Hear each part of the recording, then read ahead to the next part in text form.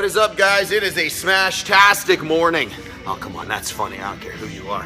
Hey, we're gonna be going over hip impingement stuff. Sorry, I gotta get comfortable. Sitting on my heels. You know, my butt's sore. I did like a ton of squats yesterday, and they tend to add up. And then today, you know, you mix with squats, you mix wall balls with squats. It makes it even worse.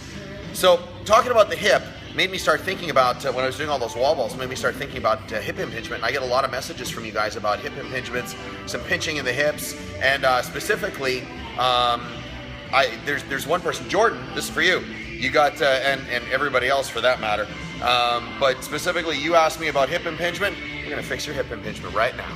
So what happens is that ball and socket, it's supposed to have that roll, slide, glide in it. Okay, so it's supposed to be able to slide around on that nice smooth joint surface. If it can't, what happens is it starts to mash into the labrum that sits around that acetabulum, and the femur just starts to grind that into a mushroom, and it starts to get all calcified. And I said this before, it gets into this really ugly, funky structure, and then you can't get rid of that. And then you go and you get qualified for hip replacement, which is really great because there's 20 muscles that cross the hip. So not only do they have to hack through all that stuff, stick a titanium ball in there, jam it in the socket, and then tell you you're gonna have a great life and you're gonna be able to do all the things that you could do before. Wrong. How about we just fix it right now? Sorry, I get a little excited. It's 6 in the morning, this is what I do. So I'm gonna show you how to clear out the hip impingement. We need to take the TFL and unload it, and then take that glute med and that piriformis and unload those two, because the TFL is really cranking on that hip, and the glute med and that piriformis are trying to turn it out. So you're getting this really bad fulcrum where it's starting to ram that head of that femur into that acetabulum. It's not allowing it to move the way it's supposed to. Clear that out, then we'll take the head of the femur, set it right into place, call it a day. All right, this is the cool stuff. Check this out. All right, so first things first, I'm gonna show you the right way to do this too, because, hey, I'm sorry, I don't mean to have the jittery camera. Good. I gotta get a new camera stand is what I need to do. All right, so we'll call it like that. All right, we're gonna take off the beanie. It's actually not that cold today. So first things first, we're gonna grab a band. Now, I see a lot of people do this and they do it wrong, so I'm gonna show you how to do it right. So easy. Let the band do the work. You don't have to lean over. The second you pivot at the hips is when you take away from the ability for this to clear out that hip impingement. So you're gonna take this, put it on the ground, step into the band. You're not gonna put it around your knee. You're gonna take this one and you're gonna tuck it up real high. Load up this band a lot. None of this stuff. See what I mean? So what happens is when I pivot here, what I'm doing is I'm pushing down on this. Yeah, just don't do that. It's just that easy. Load it up real good. And then I want you sitting really tall. You're gonna feel it pulling forward. What I want you to do is not, okay, listen, here's the big thing. Don't hyperextend that and go, hey look, Dr. T, I'm gonna, just don't do that. I'm gonna get messages from you guys, okay? And I love messages from you guys, but not those kind, okay? So tuck in, hollow out, squeeze your glutes, and oh God, like I can feel this a lot. You're gonna let the band do the work. It's gonna pull this, straighten all this stuff out. It's gonna take away a lot of that, pelvic tilt that you have. It's gonna bring it back into where it's supposed to be. So that's number one, okay? Number two, ooh, this one's grisly. So check this out. Yep, we got a little white snake in the background. Listen, this is from the 80s. I love this stuff. We're gonna take the lacrosse ball.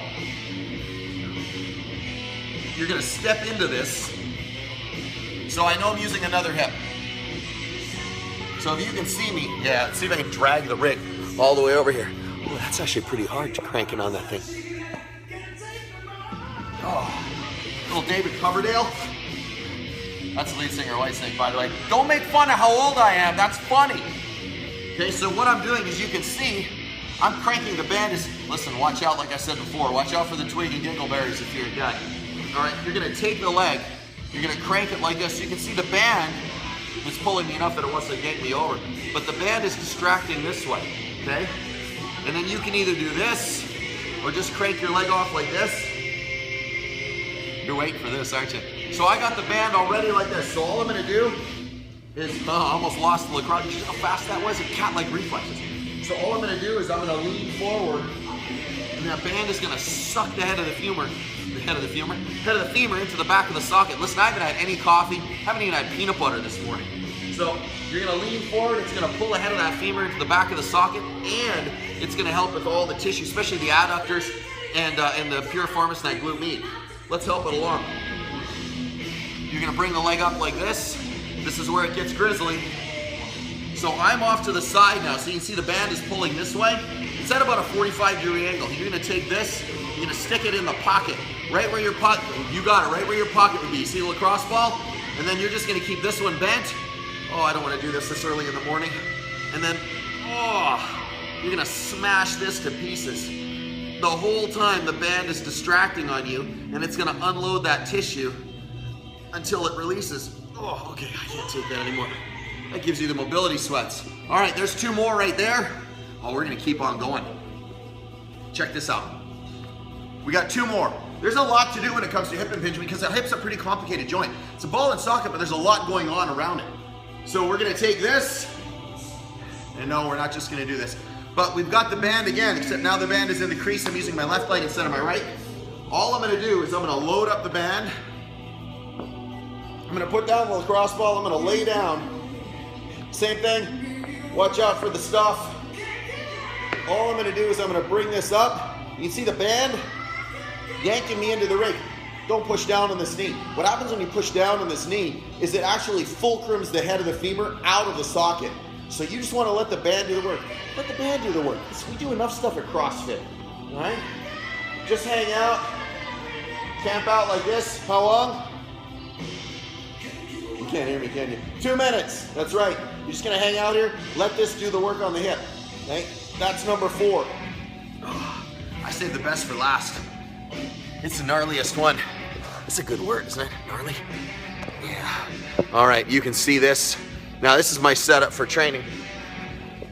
But the cool thing is I can also use this to smash the holy crap out of the TFL. Now the TFL sits, you take your hand, you're gonna find a bump right here. Just take your thumb and go like this. All this is the TFL right here. I want you to take that, we're gonna grind it into submission, okay? Blackout before you tap out. Joe Rogan, not mine, Joe Rogan said that. You're just gonna lean over the bar, you're gonna find that TFL. So what I'm doing, I'll roll towards you, so I'll do the left side. So if I'm doing the left side, I'm gonna anchor my hand on the bar, okay? Good, you like that little trap for the ball, okay? You can just anchor your hand on the bar, and all you're gonna do is you're gonna bend the knee, and you're just gonna find that hot spot, and then all you're gonna do is, like I said, wag the dog, baby, wag the dog. Oh, notice I didn't say wag the tail? That's right, I meant wag the dog. I meant to say it. I'm not losing my marbles. Good. You just grind away. So if I was gonna do the right side, I'm gonna hold on to the bar, I'm gonna find that hot spot, and then, God, this is horrible. And I'm just grinding away on that TFL. Oh. Just like I said, let gravity do the work. In this case, let gravity and the bar do the work. It's freaking hard. All right, so that's how you clear out a hip impingement.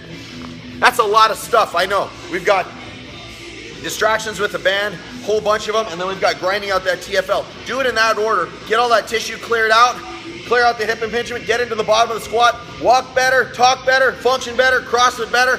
Hey, I'm Trev, SmashweRx. See you guys tomorrow.